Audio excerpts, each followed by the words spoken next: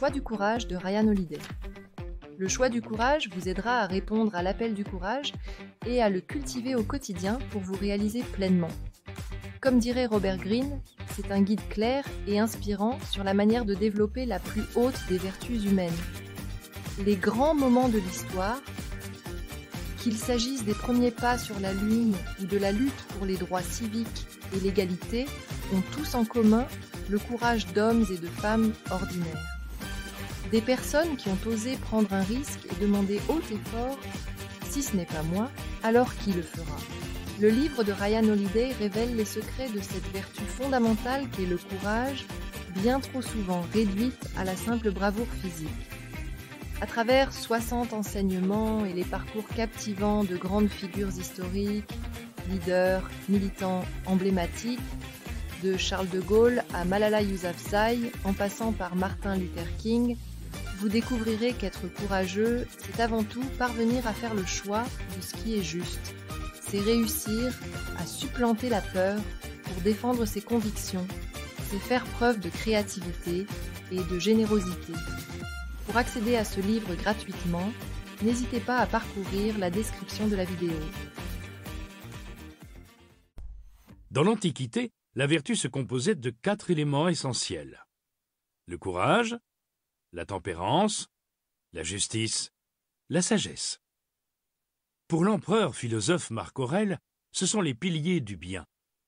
Pour des millions d'entre nous, ce sont les vertus cardinales, 4 idéaux quasi universels adoptés par le christianisme et la philosophie occidentale, mais aussi appréciés par le bouddhisme, l'hindouisme et toutes les philosophies possibles et imaginables. Ou presque. Elles sont dites cardinales, comme le souligne C.S. Lewis, non pas parce qu'elles ont été dictées par des autorités religieuses, mais parce qu'elles puisent leurs origines dans le mot latin cardo, qui signifie charnière. C'est un élément pivot. C'est l'élément sur lequel repose la porte qui ouvre sur la belle vie. C'est aussi le sujet de ce livre et de cette série. 4 livres, 4 vertus, un but, vous aider à choisir. Courage, bravoure, force d'âme, honneur, sacrifice. Tempérance, maîtrise de soi, modération, sang-froid, équilibre.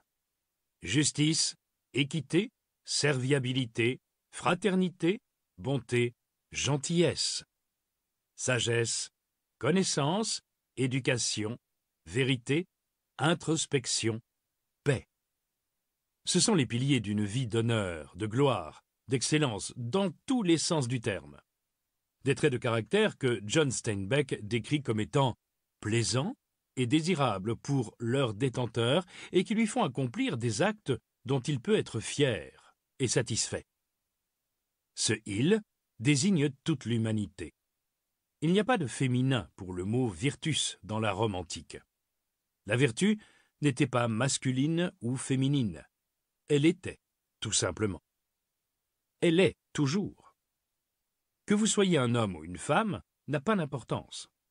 Ni que vous soyez fort physiquement ou maladivement timide, un génie ou d'intelligence moyenne. La vertu est un impératif universel. Les vertus sont corrélées et inséparables.